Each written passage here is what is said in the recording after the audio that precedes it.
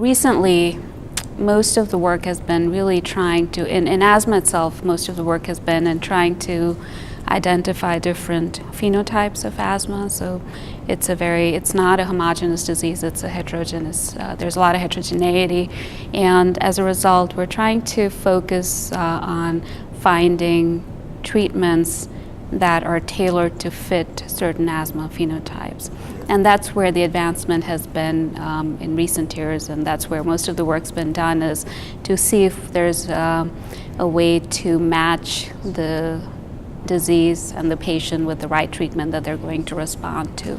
The usual inhaler therapies do work, but they're not as effective as they are in non-obese asthmatics. There is a big role for diet and weight loss does seem to have a big impact on making, but I think we need more. There's a lot more that needs to be done to come up with something that's a better fit for them.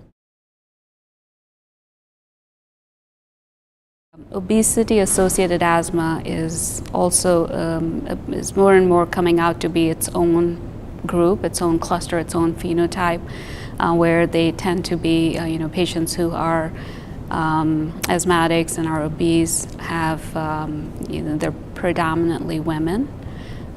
They are not the classic allergic, asthma that we see. A lot of them are non-allergic.